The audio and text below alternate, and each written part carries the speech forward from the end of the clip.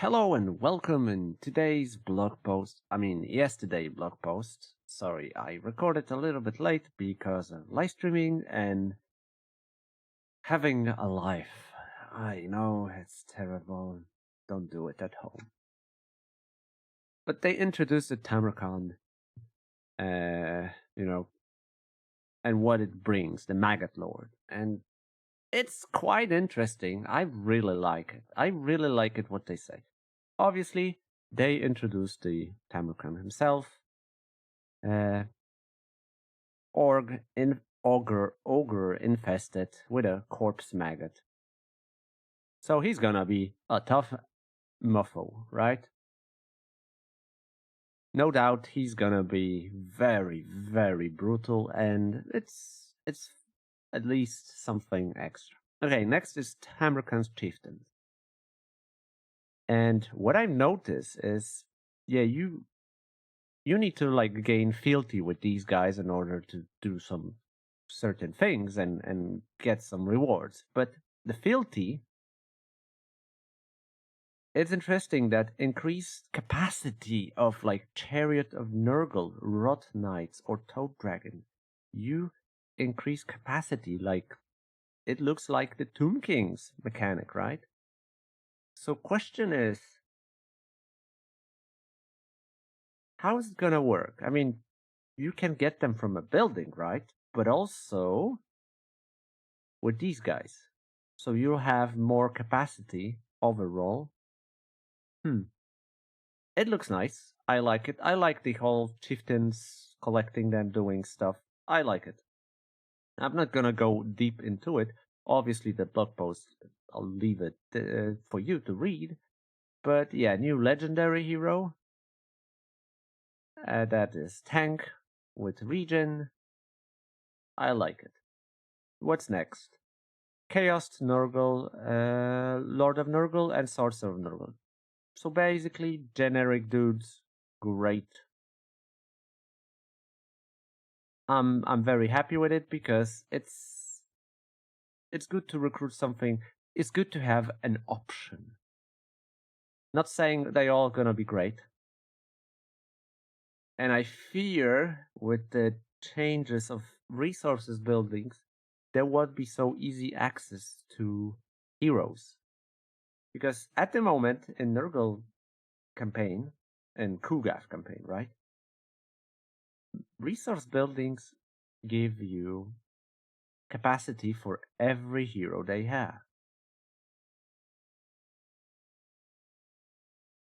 So recruiting a crap lord wasn't a problem. Now, what they said, they will redesign the resource building. So,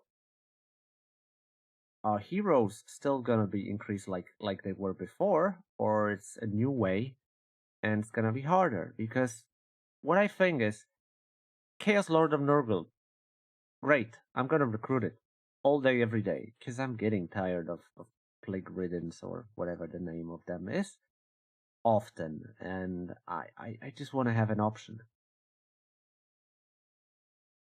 But I need access to healing, and can I get it somehow? So we'll see. I mean, these guys filling a gap, so very positive, mostly for Warriors of Chaos, but for Nurgle himself as well. Next up are new units, Bestigors, which are obviously Bestigors with a Nurgle twist. Great. They all of them gonna be tougher in general because they have a Mark of Nurgle. Mark of Nurgle makes units weaker in combat by reducing their melee attack but increasing melee defense. So these guys can last quite long. Plague Ogres looks great. Plague Ogres seek out large enemies. So looks like we're receiving bunch of anti-large units. That was amongst the complaints that there was there was a lot of complaints about Nurgle, but one of the most common was, hey, they have no anti-large. Now they do. Rot Knights, same thing. Anti-large knights. With the region. So a lot of the new things will have a region.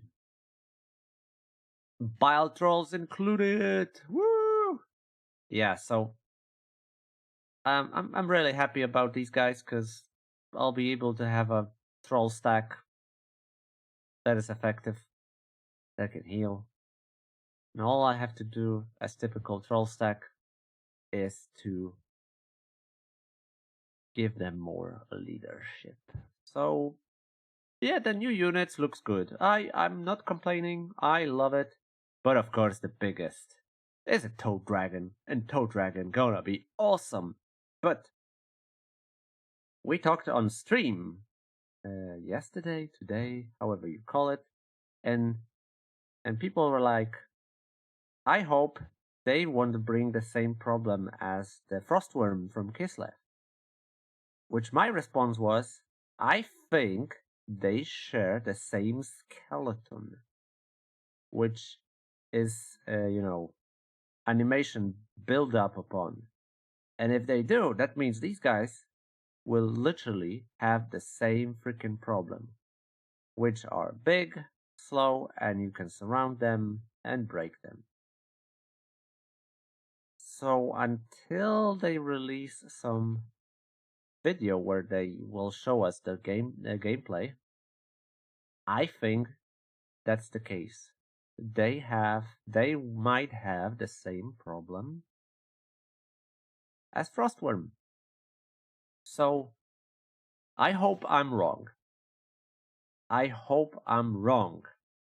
But we'll see. What they say here, sorry. Yeah, streams till mid of the night are exhausting sometimes, but I love it.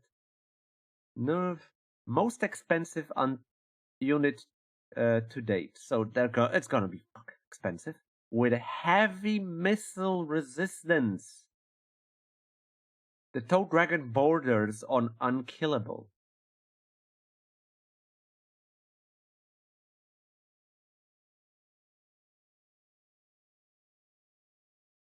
Wait. With his active ability, Unspeakable Fullness, the Toad Dragon spew forth a blast of flesh-rotting horror, delivering explosive damage and inflicting poisonous burns on the victims as their skin slips off in sheets and their organs turns into liquid. So, wait. So, it's gonna have an active ability. I hope it's not like one use, but in general you can multiply use it, because that would make them great in sieges. You hit and run, wait till replenish, and again. So yeah, looks great. I'm very happy. I don't mind. I did not have any expectation when it comes to Nurgle, so I'll take it all. Was hoping for something with the missile, but I'm not sure if even they have something in their roster, so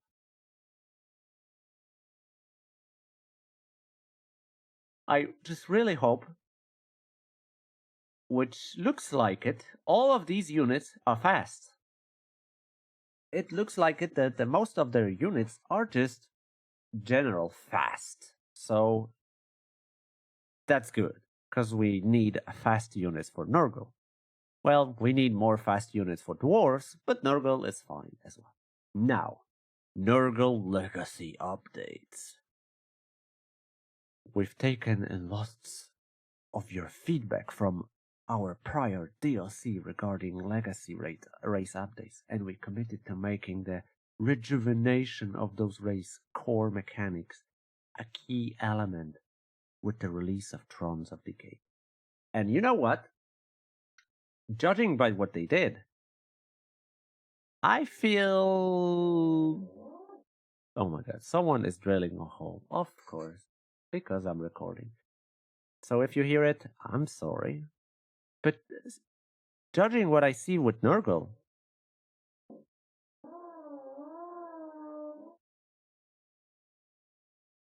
for real.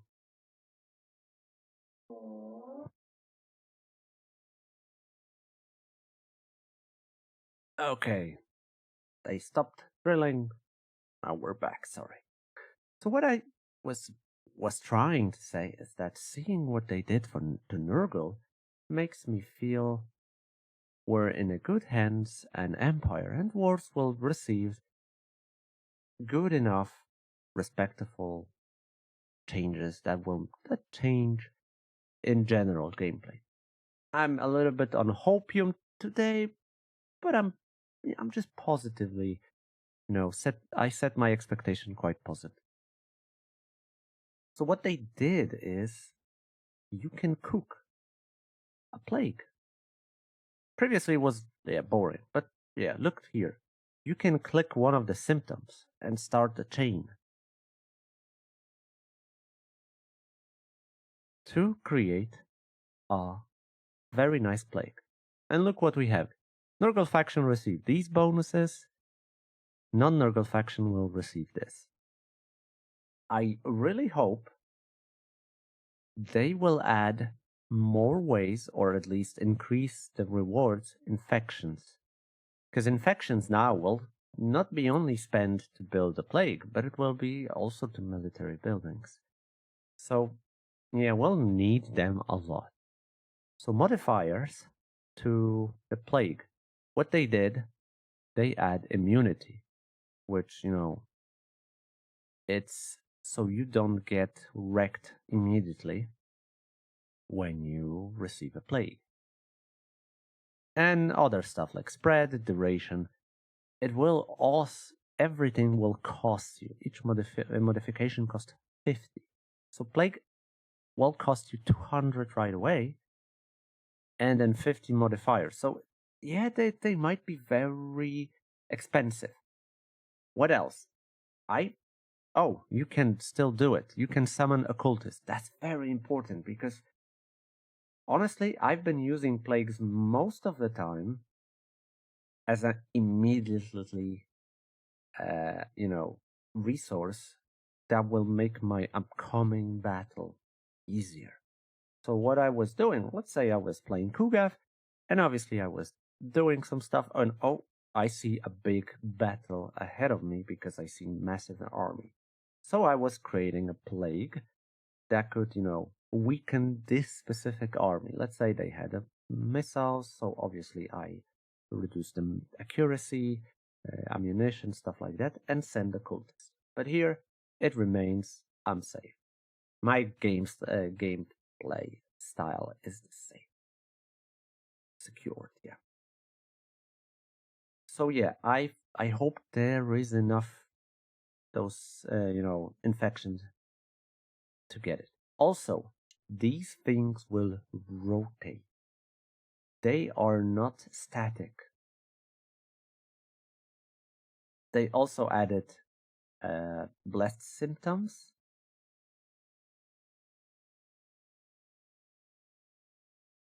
Wow. We are introducing a new type of symptom, blessed symptoms. These are assigned randomly and change with every plague cycle and symptom, while blessed has its effect double. Nice. I like it. But the symptom location within the plague web will shift with every 3 plagues. So your first plague may allow for a connection between symptoms granting casualty replenishment, growth, and recruitment health. But on the next cycle, those symptoms could be nowhere near each other. So, that will make randomness aspect a little bit more, so you might get screwed by RNG. But I'm really positive when it comes to plagues. I just hope AI, because the attrition damage from plagues is just not working. Okay, so I hope they fix this.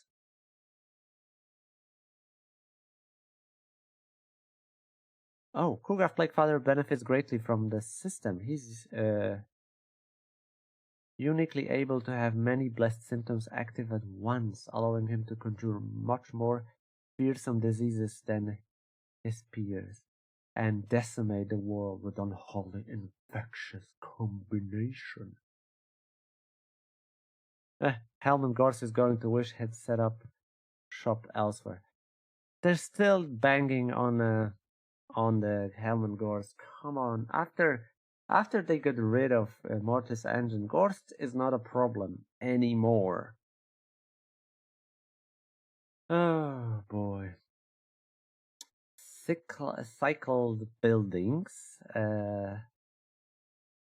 I like that. I like this mechanic. So they will remain. Military buildings are still cycle, but all remaining buildings are now static, like the other factions in the game. So, yeah, you'll have your income, growth, everything static. Military buildings now cost infectious instead of treasury to help managing the choice between improving infrastructure and recruiting forces. Yeah, that's okay, but I mean, fine, we're not gonna spend money because military building costed a lot of money. Okay, right? In order to have like a Beast of Nurgle building, Beast of Nurgle, you needed like 10,000 gold, and for Nurgle in early stages, 10,000 is a lot.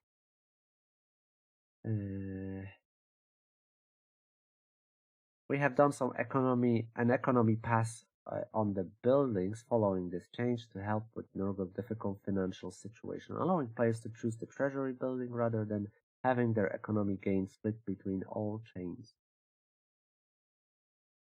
And resources buildings have had an effect overhaul, and that's what I feared the most.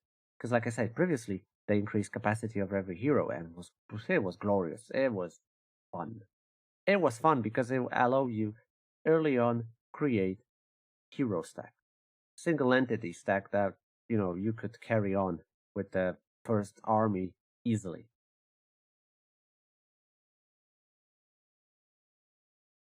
And you can also, the remaining cycle buildings can now be rushed by spending infection. Again, another thing to spend infectious. The problem is, I hope we'll get them enough. Recruitment is also a nice thing they changing, because Nurgle unique recruitment is currently too punishing. Nah, it's not that bad. But recruitment cost and recruitment health are now tied to the Nurgle corruption level. That's a big one. Because previously, yeah, I did care about corruption, but mostly just to not give a crap about public order. But now it will matter more because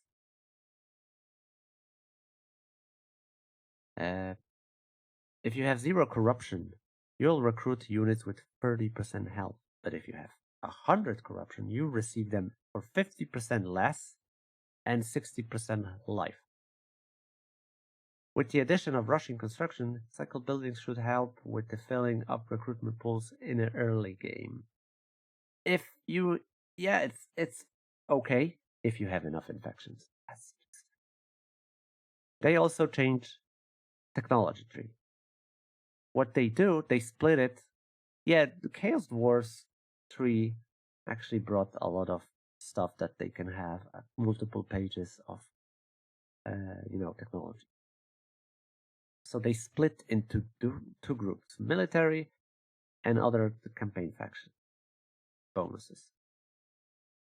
The layout has also been reworked, make it clear and easier to progress through the technology tree. So yeah, it's great. It's great. I'm very positive with it. Army abilities. Previously, a Nurgle gained army abilities points based on the amount damage taken. Now, they will gains passive income of army ability points for every enemy unit in the battle map that is currently being affected by negative effect of the debuff. As you know, Nurgle units have attached some debuffs when they fight in the melee. So, I think Nurglings have like flies or something. Yeah, it's great. So spreading diseases will give you abilities.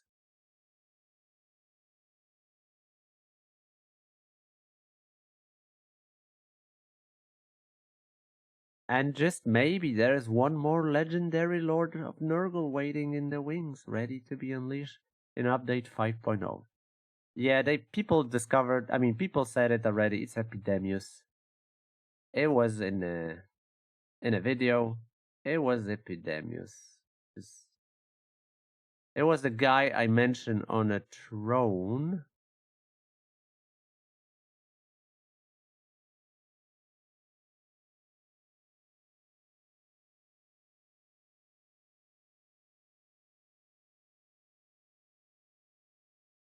Come on, where's the Epidemius? Can't increase it. Boo. Malachi, my boy.